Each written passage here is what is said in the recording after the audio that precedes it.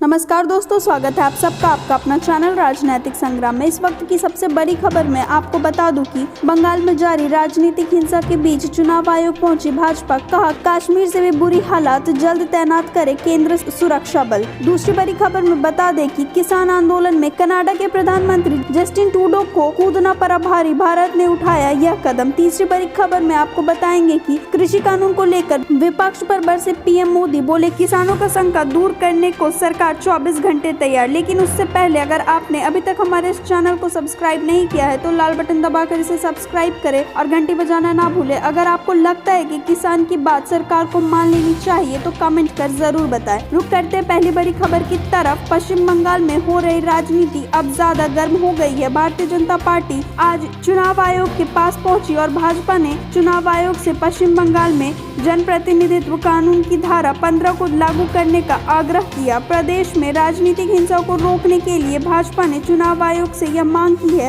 राज्य में हो रही राजनीतिक हिंसा को लेकर भाजपा ने चुनाव आयोग को 2 पेज का ज्ञापन सौंपा है, जिसमें यह भी कहा गया है कि राज्य में हालात कश्मीर से भी ज्यादा खराब है। यहाँ कभी भी किसी भी नेता पर हमला हो सकता है। चुनाव आयोग को सौंपे गए ज्ञापन पत्र में भाजपा अध्यक्ष जेपी नड्डा के काफिले पर हमला समेत कई अन्य घटनाओं को शामिल किया गया है। बंगाल भाजपा ने चुनाव आयोग से आग्रह किया है कि राज्य में आदर्श आचार संहिता को जल्द ही लागू किया जाए। हालांकि आमतौर पर चुनाव की तारीख की घोषणा होने के बाद ही यह लागू किया जाता है।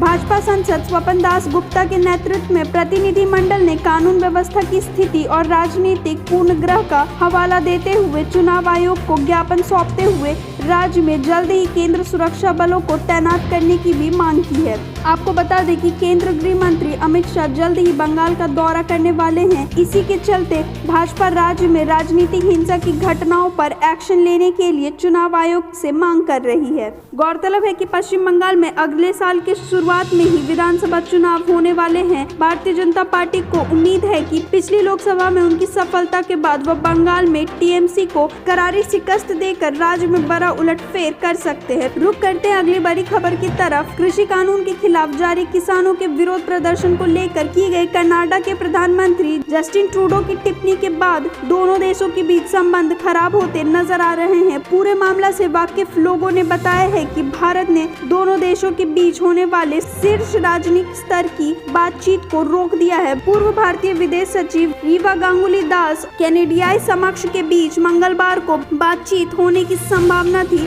जिसे भारत ने स्थगित कर दिया। इसके पीछे दिल्ली ने ओटावा को तारीख को लेकर असुविधा होने की बात कही। इससे पहले विदेश मंत्री एस जयशंकर ने पिछले हफ्ता कनाडा के विदेश मंत्री द्वारा आयोजित कोविड-19 के मंत्री समन्वय की बैठक को छोड़ दिया था। यह बैठक कोरोना वायरस की रणनीति को लेकर आयोजित किया गया था। भारत, जिसने समूह की पिछली बैठक में हिस्सा लिया था, अब 7 दिसंबर की बैठक से दूर रहने के लिए शेड्यूलिंग मुद्दे का हवाला दिया है। प्रधानमंत्री ट्रूडो ने गुरु नानक की 591वीं जयंती के मौके पर आयोजित हुए वीडियो इंटरैक्शन के दौरान भारत में हो रही किसान आंदोलन का जिक्र किया। उन्होंने प्रदर्शन के लिए चिंता जताते हुए कहा कि कनाडा हमेशा शांतिपूर्ण प्रदर्शन के अधिकार के पक्ष में खड़ा है। रुक करते अगली बड़ी खबर की तरफ। कृषि कानून के खिलाफ राजधानी दिल्ली के विभिन्न सीमाओं पर जारी किसान के आंदोलन के बीच प्रधानमंत्री नरेंद्र मोदी मंगलवार को कहा कि किसानों का कल्याण उनकी सरकार की सर्वोच्च प्राथमिकताओं में रहा है और सरकार उनके शंकाओं के समाधान के लिए 24 घंटे तैयार है। कई विकास परियोजनाओं का शिलान्यास करने के बाद प्रधानमंत्री ने अपने संबोधन के दौरान विपक्ष दलों पर भी निशाना साधा और उन पर किसानों को भ्रमित करने का साजिश रचने का आरोप लगाया। मोदी ने कहा, आजकल दिल्ली के आसपास किसानों को भ्रमित करने की बड़ी साजिश चल रही है। उन्हें डराया जा रहा है कि कृषि सुधार के बाद किसानों से उनकी जमीन कब्जा कर ली जाएगी। उन्होंने कहा कि हाल ही में हुई कृषि सुधार की मांग वर्षों से की जा रही थी और उनके किसान संगठन भी यही मांग कर रहे थे कि किसानों को अनाज को कहीं भी बेचने की विकल्प दिया जाए। उन्होंने कहा कि आज जो लोग विपक्ष में बैठकर किसानों को भ्रमित कर रहे हैं, वे भी अपने सरकार के समय इस कृषि संशोधन के समर्थन में थे, लेकिन अपने अपनी सरकार के रहते वे निर्णय नहीं ले पाए, किसानों को झूठा दिलासा देते रहे। मोदी ने कहा कि आज देश ने जब यह ऐतिहासिक कदम उठाया है तो विपक्ष किसानों को भ्रमित करने में जुटा हुआ है। उन्होंने कहा, मैं अपने किसान भाई बहनों को बार बार दोहराता हूँ, उनकी हर शंका के समाधान के लिए सरकार 24 घंटा तैयार है। किसानों का हित पहले देश से हमारी सरकार की सर्वोच्च प्राथमिकताओं में से एक रहा है।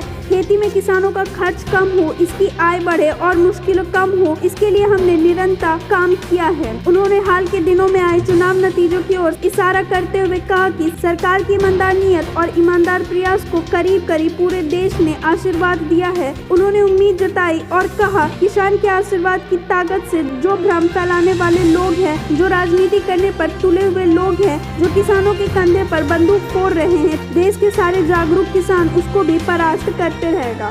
धन्यवाद। आप देख रहे थे आपका अपना चैनल राजनीति।